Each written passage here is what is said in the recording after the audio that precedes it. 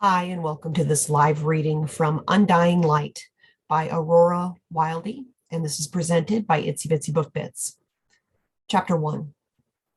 Terran could hear his target's heavy breathing almost half a block away. Dwight Sims was already frightened enough to be reckless. Even someone without Terran's enhanced senses could have read Sims' trail like a book. The stench of fear alone made it easy to find him. Terran could have killed Sims 10 minutes ago, if bystanders weren't an issue, but Terran wouldn't take the chance Sims would use one of them as a shield. He'd taken his neighbor's daughter hostage when his apartment had been raided several months before. The case should have been open and shut, but a hotshot attorney got the surveillance footage thrown out. The plea deal resulted in the most serious charges being dropped. They had convicted Sims only of a couple of misdemeanors. He was out of jail with time served within a week and back out on the street peddling his poison all over again. Plea deals were for people who showed genuine remorse for their actions, not a get-out-of-jail-free card for criminals who couldn't care less about whom they hurt. He was on the run now, though.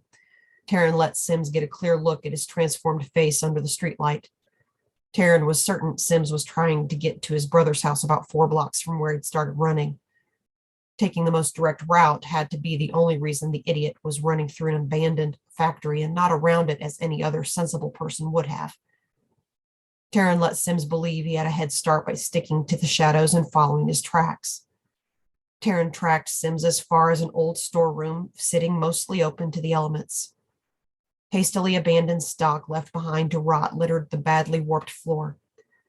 Sims was missing his left shoe and limping, and his pace was much slower than before.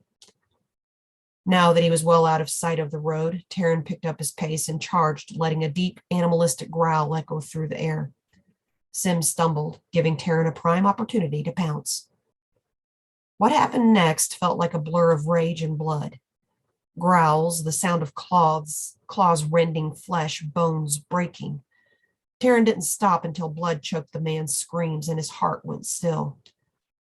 Terran had no room for the slightest bit of remorse.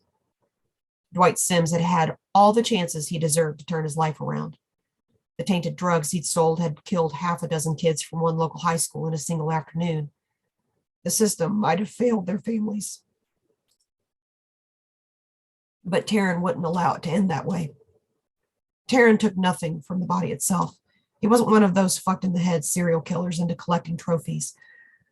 Terran knew the names of his victims and what they'd done to deserve their fate, and that was enough for him. He could sleep at night with a clear conscience. He made his way back to the dark alleyway where he'd parked an old delivery van a few blocks away. In his line of work, he knew where most of the traffic cameras were located and had already planned his route to avoid them until he was well away from the area. Once he was certain he wasn't being tailed, he stashed the van where he always kept it, in the garage of an abandoned commercial building, one of the many buildings owned by the bank and investment firm belonging to Terran's family. It wasn't like the building was going to fly off the market in that neighborhood. It had once been a family-owned locksmith business with a small storefront, a workshop, and an attached garage in the back. A small apartment on the second story was situated at the top of an interior stairway. They had boarded the windows to keep squatters away. Terran had absconded with the only remote to the overhead garage door and the keys to the doors some time ago. Though he left the downstairs in its normal rundown and abandoned state, he'd furnished one bedroom with an armchair, a small dresser, and an old full-sized bed his mother had discarded for a larger one. Living that far south had its advantages. They didn't have to worry about the pipes bursting, even though the building had nothing in the way of heat but an old wood stove. The shower worked well enough for him to wash up and check for any traces of blood in the full-length mirror on the backside of the bathroom door. His change of clothing was already waiting in a duffel bag he'd left on the bed, along with his cell phone, which he had no plan to turn on until he returned home. He didn't have much left to do but find a nearby bar to visit. Taking a taxi home, smelling like alcohol, would keep his mother from asking too many questions about where he'd been. He headed toward a decent tavern a few minutes' walk away once he locked the place back up. The crowd seemed to be in a relaxed mood, outside of a redneck trying to goad people into betting on a game of pool. Terran's head was already pounding even without the off-key warbling of a middle-aged brunette wearing far too much makeup trying to sing karaoke. He drank down the first 2 shots of tequila fast and sipped a bottle of local craft beer afterward to pass the time. He bought a girl or two a drink and left a good tip for the bartender, who looked no more thrilled with karaoke than he was. The taxi took 45 minutes to arrive. The driver looked perplexed about any pickup from that neighborhood heading to the sort of address Terran had given, but didn't comment. The drive was quiet and uneventful, besides a looming thunderstorm when the driver let him out at the end of the driveway. It was already spitting rain by the time he reached the front door. He tried his best to open it without making too much of a racket, not the easiest of feats when dealing with an older home. His footfalls echoed far too loudly in the silence of those cavernous rooms as he crept toward the back set of stairs, so he wouldn't have to pass his mother's suite on the way to his own.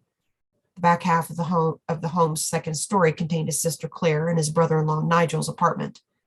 Terran's suite occupied the entire 3rd floor. The back staircase gave Terran a direct route through a locked door into his home office. He tossed his clothes into the hamper and grabbed a bottle of beer from the mini fridge in his bedroom.